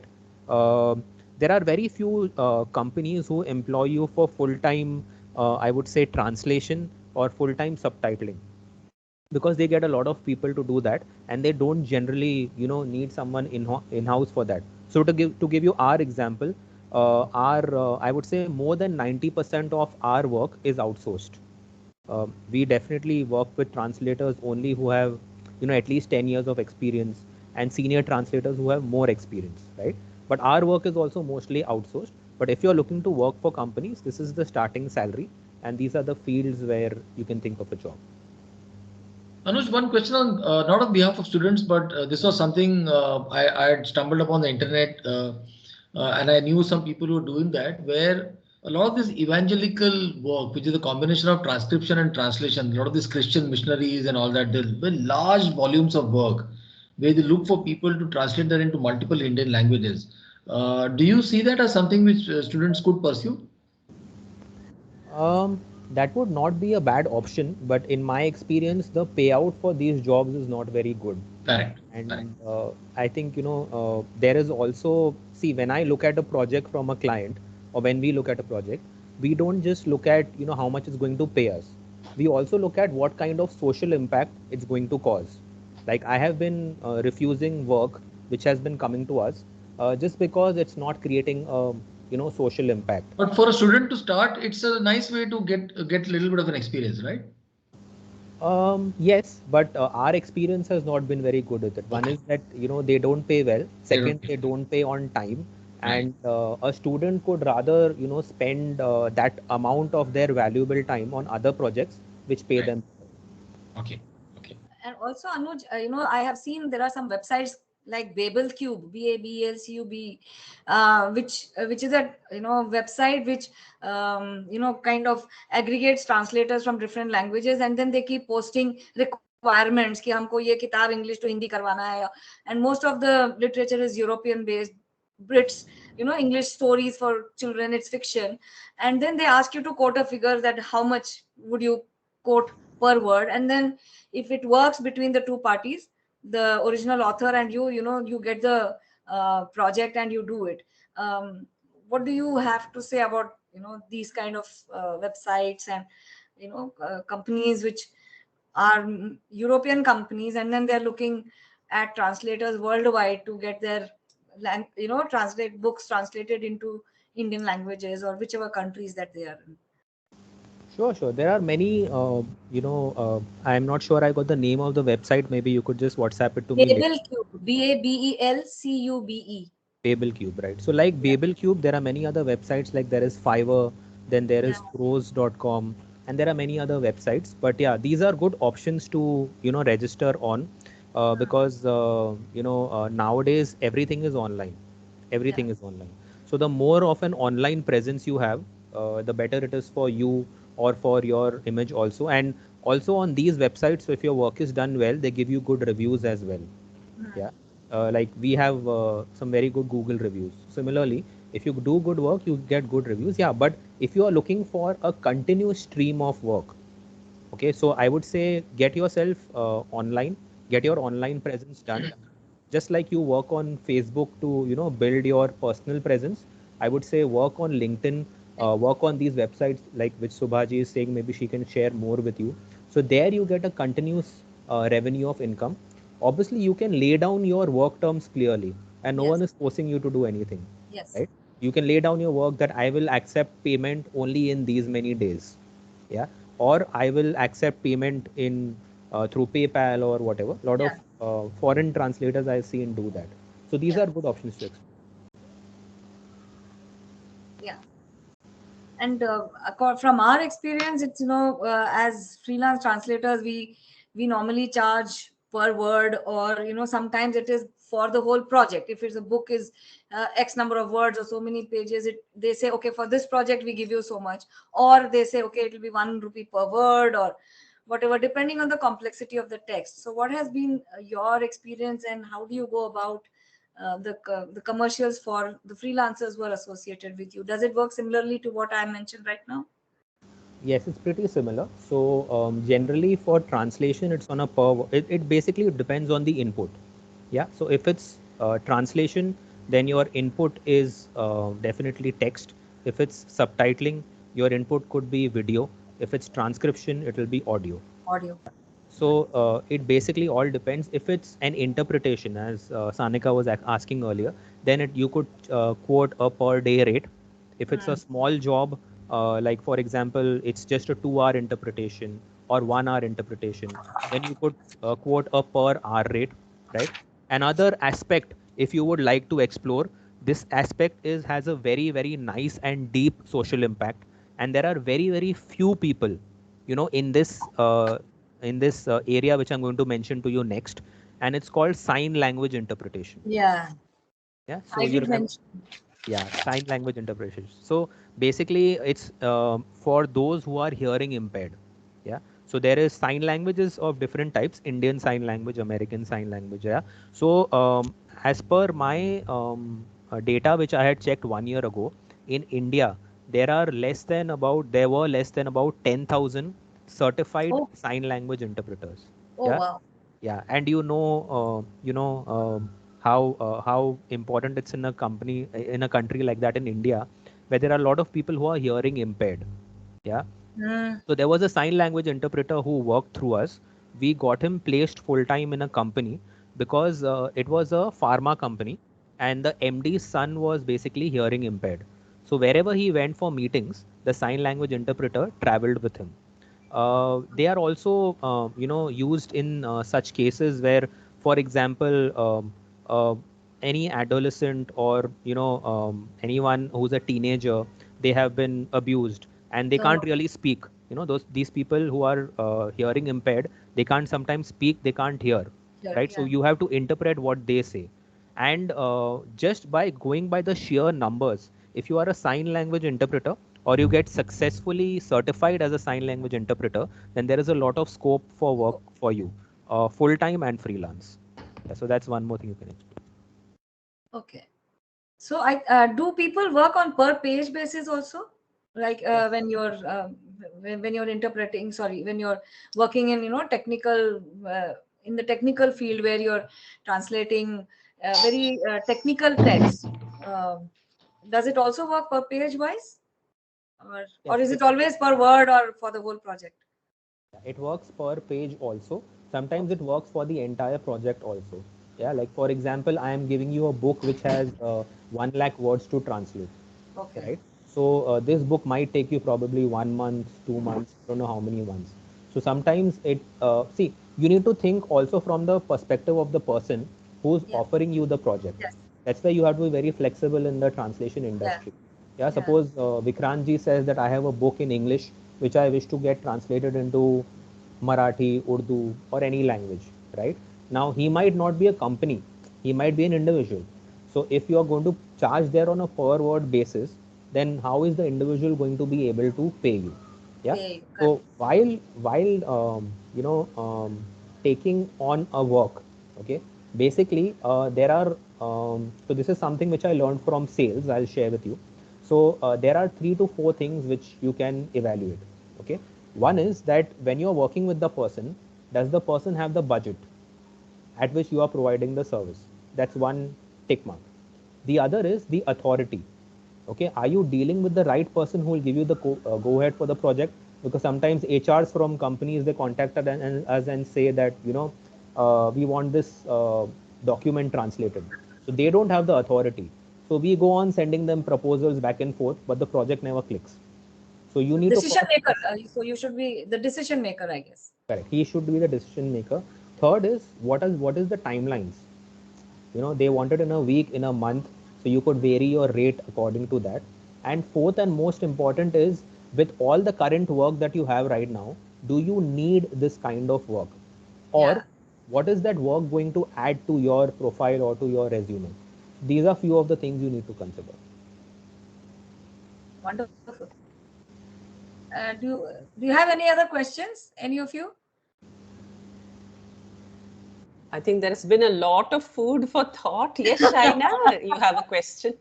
I think Shaina has raised her hand. Yes. Yeah, Shai.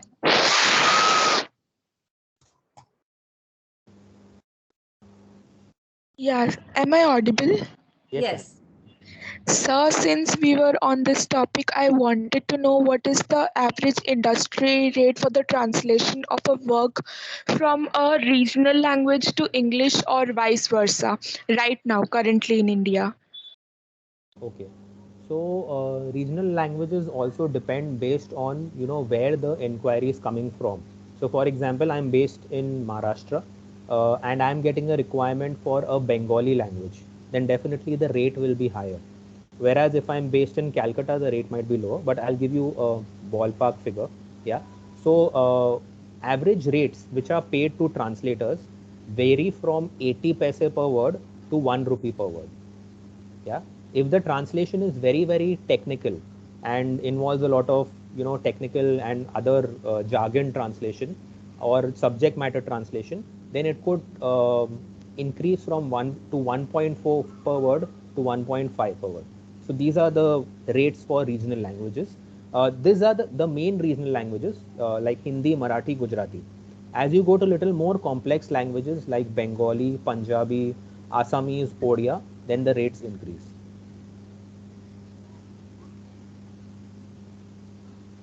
Does that answer your question, Okay, Shaina? sir, thank you. Right. Yes, ma'am, yes, it does. Thank you. Okay, I think we can take last 2-3 questions because I also have to go. I think Jennifer has a question. Yeah. Yes, ma'am. Thank you. Hello, sir. So I'm more interested in content writing. So with someone like me will be completing a bachelor's in English literature with zero experience in content writing, what is the scope, or is there any prerequisite that I'll have to do after my bachelor's to start with content writing? And I'm more inclined towards a media and the film industry. So what will be the necessary process I'll have to take before? Okay. So Jennifer, if I was to ask, what is your background like? I mean, what's your qualification?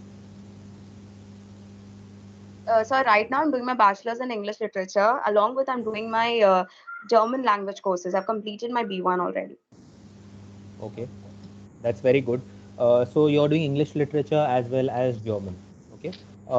So just a little off question.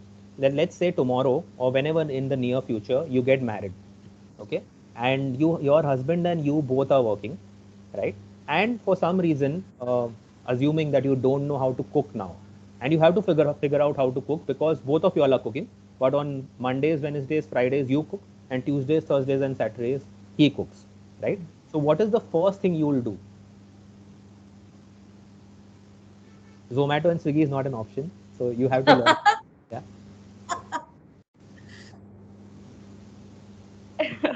Like if the work burden is more, I might adjust my days to the later half and ask him to do on the prior day. Fair enough, right? So what you will do is you will first educate yourself, right, on how I Yeah. should cook. Okay, you'll probably take an opinion of maybe your mother, sister, friend, someone, or I don't know, maybe brother even, right, which is how to cook in case they know how to cook. So once you've taken their opinion, then you'll go forward. So right now you are starting out as someone who has language skills because you're doing German language A1, but you have the current scenario is that you have zero content writing skills, right? There are lots of blogs online from HubSpot. There are a lot of articles online. There are videos on YouTube on how to enhance your content writing. So just like I think Sanika had asked the question in the beginning, the reply to your question would be the same. So either you educate yourself, give yourself some time every day, maybe half an hour, 1 hour, when you pick up different things about content writing. Because if you go as a free, I mean, I would say as a fresher, and you tell someone that I can do content writing for you, maybe a company like us, we would say we already have experienced content writers who are doing this for 10, 15 years, right? So why should we go with you? Correct? So similar to that, first educate yourself on what is content writing, what does it involve, research, application, how to do SEO content writing. You will see a lot of material online. Yeah. Once you have got that self learning, you may also opt to do a course online which teaches you how to do content writing or through a university, right? And once you've got that expertise, then go out into the market. That is one option. Along with learning, you also have the option to keep on earning. So you're learning. Let's say you have, you have upgraded your skills by 20%. So now you know I can write a little bit of content. Okay. Now you approach people, okay, saying that I know that, you have content writers who have 10, 15 years of experience. I have no knowledge, but I am also looking to learn, right? So can I do it? I can do it for you, but at a lesser rate. So it's a win-win. It works for you. It works for me. It works for both of us, right? So, and then you can try to exploring in that way. But first thing is upskill yourself, and post that simultaneously learn and on. Okay, sir. Thank you so much. Yeah. All right. Yes. So Anuj, we had budgeted time till 5:30. I know you have to leave, so we don't want to take more of your time. Lakshmi, Let Anuj, me just yeah. take this opportunity, Mr. Anuj Singhani, to thank you. Thanks a lot for devoting your time and giving our students a reality check on how this is a very rigorous field, and yet how enriching it can be if you want to freelance on the side, along with maybe following some other profession. This is certainly an option. And thank you so much for telling them about this niche area like sign language training. I hope it inspires them, to follow these certificate courses. Thanks a lot for your time, sir. I'm really sorry on the surname part. So I'll make that. I'm really sorry. So just last couple of things to say before I leave. Thank you also, Subhaji, Lakshmi ji, Vikrant ji, and to all the students, those who asked the questions and those who didn't. I hope that this 45 minutes that we spent together was valuable as well as beneficial to you. On a lighter note, I feel now as if I've just got married, and my surname has changed from Shiv Dasani to Jaisinghani, but that's on a lighter note. But anyway, yeah. So thank you, Lakshmi ji. I could see you in the background, also asking those questions and all. I would also like to take away from here a memory, before I leave. So whoever can switch on your camera, please switch on your camera. What we are going to do is we are going to take a group fee. Now you all know what a selfie is, right? So a group fee is when everyone as a group switches on their camera, because we are in a virtual environment, and we click pictures. Yeah. Thank you, Jennifer. So come on, switch on your cameras. It will just take 1 minute. Yeah, quick. Yeah.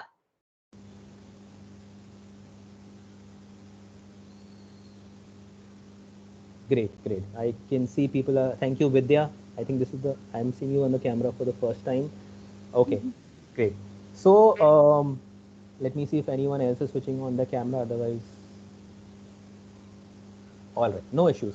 Yeah. So I'll just count backwards from 5 to 1, and at the count of 1, you can probably do this. You can do this or whatever else you wish to do. Subhaji, your video is not clear for some reason, so I can see a blurred image of you. Oh, But really? yeah, that's better. But there's some issue with the resolution or your Oh, internet. All right.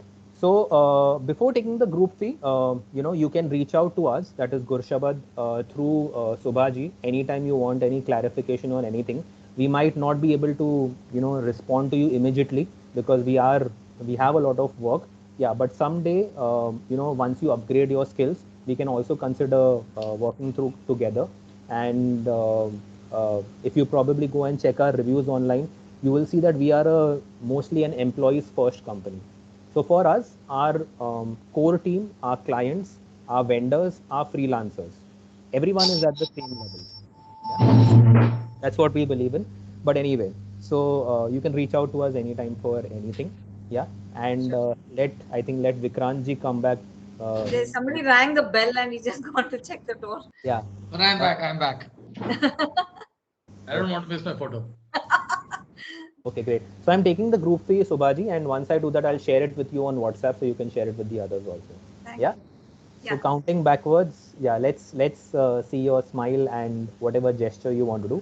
So counting backwards in 5, 4, 3, 2, and 1. Thank you so much. Thank Thank you. you. Thanks a Thank lot. you, Thank Anuj. you very Thank much. you. Thanks a lot. Thank you. You're welcome. Take care and all the best. Bye-bye. Bye-bye. Lakshmi, I'm going to touch upon a small subject here because I thought people were interested in knowing a little bit about how to write your own book as well, because that's also something as students of Please do. Please do. Please that's do. something, everybody has a book in his mind, in her mind, and people are always asking, how do I write a book? So many years back, when I asked a writer, one of the things which a lot of us believe that writing a book is about sitting in some hill and and in a nice place, and then some a nice inspiration comes to you and then you start writing. So the first thing the author said was the fact that you have to write one word or one line or one paragraph every day. I think that's the first thing. So, as I was telling yesterday, also, even in translation, it looks like a very boring job because it is about the discipline of putting pen to paper and actually writing every day whatever comes to your mind. You might start with a blog, you might just start with your thoughts which come to your mind, but writing every day is going to be the first essential part of writing at all. Having said that, let me give you a little bit of background on, so if I were to break up books very largely into two parts, like a fiction and non-fiction. Now, when you look at fiction, it could be various genres like poetry, it's real stories or anecdotes, something about your own self. It could be a travelogue, it could be romance, it could be a thriller, it could be a murder mystery. There is a story in your mind which you want to put down on paper. I think Anuj also spoke one aspect which applies to both writing on your own or translation, which is about research, research, and research. So there's going to be no dearth of the amount of research you want to do to really make whatever you're writing very interesting. It could be a simple story about a murder mystery, but you want to get into the details of what it entails, anything you're writing, so that it's factually, not only factually correct, but you get a lot of nuances about it. So research is going to play a very important role. Even in translation, Anuj mentioned that you need to do the research to ensure that you are backed up with a lot of information. You may use only 1 or 2% of it, but that would carry a lot of weight. Apart from research, there's going to be a lot of observation, imagination, personal experiences which you want to combine and get back when you're writing. The other day somebody was talking about, I was talking to a person, Santosh Desai actually. Many of you might be reading that in Times of India. He writes an article every week. He said, how do you observe? So you get down into a city, from the airport, you're going to some other place.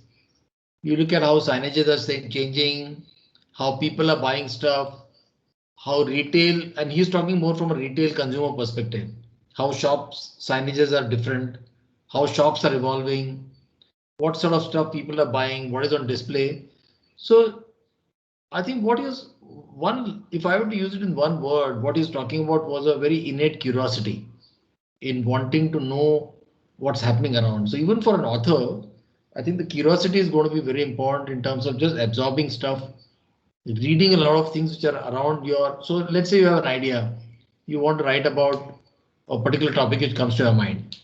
Reading a lot of literature in that genre is going to be very, very important even before you begin to think about and start fleshing out your idea.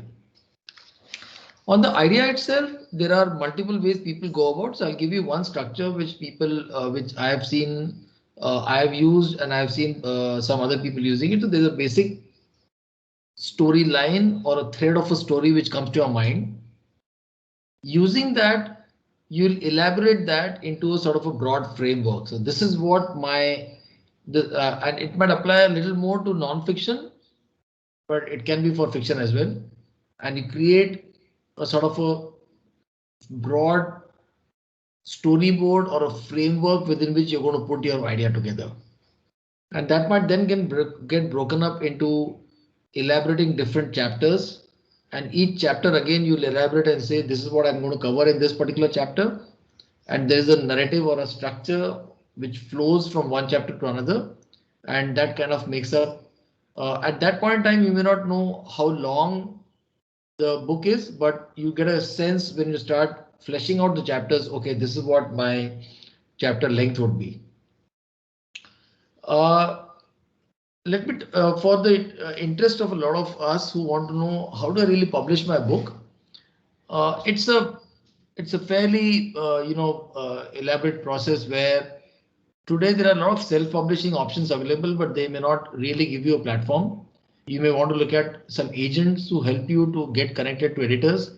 You'll also find on publishing websites a very elaborate process of how they want you to approach them, where you put up a sample chapter, you put up a synopsis of what the book is about, and then you upload it onto the website of either Penguin, HarperCollins, or Pan Macmillan, or any of these large publishers, Rupa or whatever.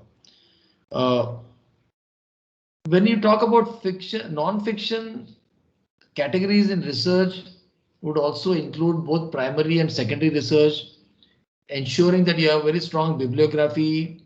You ensure that all references are all the lines are referenced because you will later on need them. Editor often asks for it. So it's important that as you copy or as you note down points from different books or different material, different papers, the referencing is done very well because that's something which would be required at a later point in time. In non-fiction, it could be a topic of your interest. It could be biopics. It could be business history. It could be history. It could be mythology. There are various genres. It depends on what you're interested in. I think what it boils down to, again, for the sake of repeating, research, reading a lot of stuff, and innate curiosity in trying to gather as much material I can on the topic. I know when you're talking about just fiction, which is, let's say you want to write a romantic story. Again, research will play a role because when you want to flesh out certain scenes, when you're looking at certain, events, when it's backed up by knowledge about that particular area, the story and the narrative itself will become more interesting. So the more you read, the more you're going to get. It's the process of getting a publisher is the last part. So one need not be bothered about that. Like, I remember many years back when we were studying for the CAT, Common Entrance Test for admission for IIMs, people used to talk about placements. And I said, look, placements will come only after you join an IIM. So right now, let's just focus on clearing the CAT and getting into an IIM. So writing a story is more important. How to get it published? I mean, all those things will happen much later. So that's a little bit of my quick 10-minute on writing. There are courses you can do on creative writing. I have not tried that, but I think they do help in terms of getting you a little bit of a structured thought in the creative process on how to write. As I mentioned yesterday, poetry is a genre which is not only difficult to write, very difficult to translate, and also difficult to publish because not many publishers are interested in looking at poetry as a. So I know a lot of students love to write poetry, but it's not very easy to get that published. So keep that in mind. But once you start with blogs, once you start just putting it on social media, whether it is Facebook or Instagram or wherever, whatever you're writing, don't worry about the fact that my idea will get copied. ideas are very, very easy. Execution is the difficult part. So I'm never afraid of sharing my idea with people because just having an idea is not enough. Most people don't have the discipline and the hard work to convert an idea into an actual reality. So don't be worried that you're sharing that idea with someone. It won't get copied. So that are the quick 10 minutes from my side, Lakshmi. Yeah, I just have not I just want to add, not about writing a book, but as a, I worked with a company called Reeds, REEDZ. This is a company based in Dubai, and they are into creating, they do a lot of translation services, but they also create summaries of books. And they do their, they come out as audio books, which is converted from, text to audio by AI. So I did about 15 children's stories for them. Normally their children's stories are about 500 words long, where it hardly takes about 2 minutes. The audio length is about 2 minutes. And for adults, they have summaries of books, which runs into about a length of 2000 words. So and their payouts are on a variable basis, like it depends on the number of downloads that you have for your work. So that is also an option. They contacted me on LinkedIn, and I did about 15 stories for them. So you could check out reads.com also, because they work only on summaries, and it's quite since people don't have time to read books, even summaries are something that are becoming very popular these days. So you could check out reads.com also for opportunities in translation. They work in multiple languages in India, as well as they Arabic and a lot of foreign languages also. So you could check that out also. So if students have questions related to whatever we have covered in the last 2 days, I think we could take them. Lakshmi, is that okay? Yeah, absolutely, Yeah, absolutely. we have 10 minutes, so we can take questions based on what we've done today and yesterday. Any comments, suggestions, feedback, please feel free, switch on your videos, and then you could share with us. And if you need any other information, you could tell us, we could send it to you. Yeah, so yeah, the forum is open to anybody who would like to share their experience, ask questions, anything.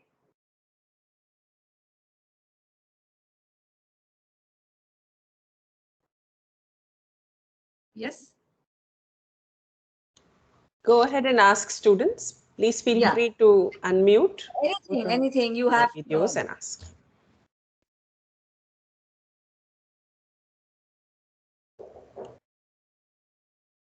Because you would have come with a certain expectation of saying that this is what I wanted to take away from the workshop. So if the expectation is met, not met, you could share, this is what I was expecting, but I didn't get that. Anything which comes to your mind.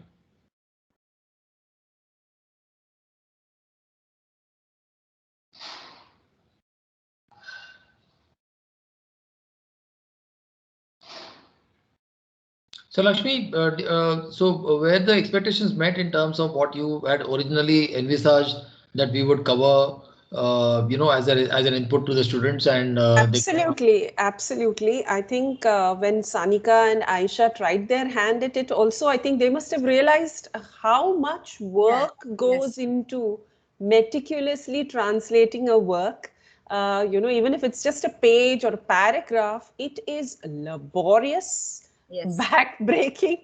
And I think you sit with, a thesaurus, a dictionary, and that is all you're consumed by when you're doing this. So it's all very well to say, that it is translation work that I do, but when you actually get into it, it is a lot of work. And sometimes I do feel that the payment is not commensurate with the amount of time that is spent, by the translators. So many man hours of diligent labor. I hope that the payment kind of improves. So I will give you one example, Lakshmi, how it evolves also, and it applies to almost all creative fields. Let's say you're a sitar player or you're a Bharatanatyam dancer or I think initially there's a lot of grunt work. It's very satisfying because you like the fact that you are creating something which is useful. Now, I'll give you my example, and it evolves over a period of time. So, a book which I wrote, of course, it was my own book, but not a translation. The Tata's book actually now is being made into a television serial. So you're going to feel good that what you did is actually coming in a travel serial, in a television serial. My book, The Footsteps of Ram, has now been bought by a very large OTT producer, and it's going to be made into a travel serial, which will come on either Wow, Netflix or Amazon. that is wonderful. Congratulations. Yeah. So what happens is while you also start doing this work, and I'm not talking just from money point of view, but it does get opened up into avenues which you might not have looked at. So one of my friends in London, she's my batchmate from IIM. She was actually writing a story on Shakuntala Devi. She met Shakuntala Devi's daughter who was in London. She actually wanted to write a book. But it so happened that when she started talking to them, uh, she got connected to some other people. And the movie Shakuntala Devi, she was the screenwriter. She was the script writer along with somebody else, and they together wrote the script for the movie. Now, obviously, not only did she get paid a lot more than what she would have if she had just written a book, but it also opened up doors for her to now look at doing screenwriting, which was not what she had originally envisaged. Just we attended a course which was conducted by Anjum Rajabali. It was a workshop, not a course, actually a 3-hour workshop. And Anjum Rajabali is a very large, very Very well famous known scriptwriter. And he said for a screenplay book, writer. you may get paid 2 or 3 lakhs for the same work. You do a script and you may get paid 10 lakhs. Suddenly you find that it is becoming an option for me to pursue full time.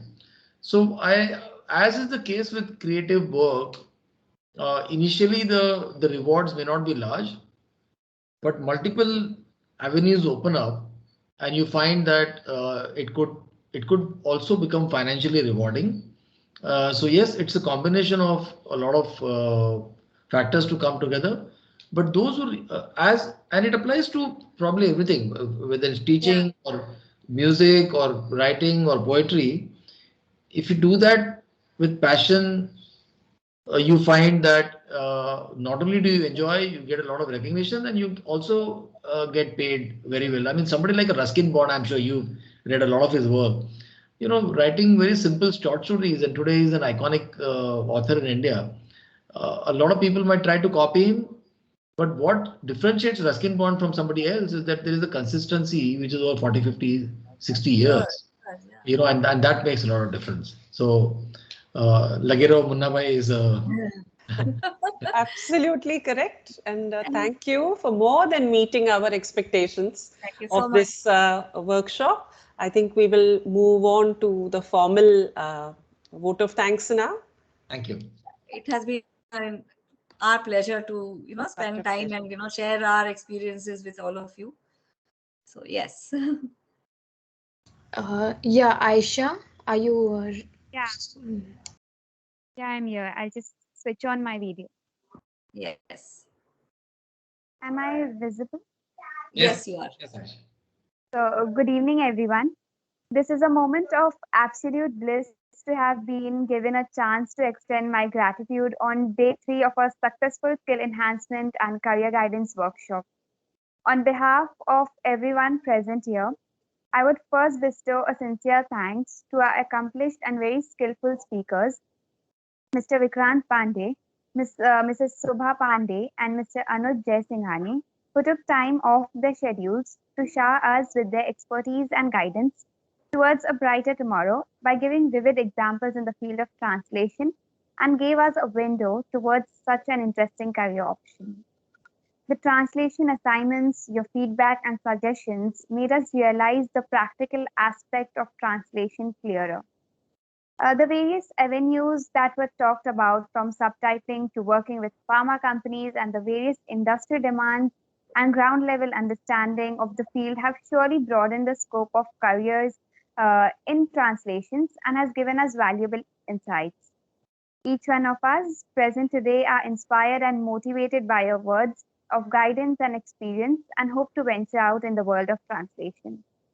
I would like to take this opportunity to also extend our gratitude towards the principal of SIES College, Dr. Uma Shankar, the head of the English department, Dr. Lakshmi Muthukumar, our professors, Mrs. Vidya Hariharan and Dr. Seema C., the secretary and the co-secretary of the English Association for their constant supervision and support.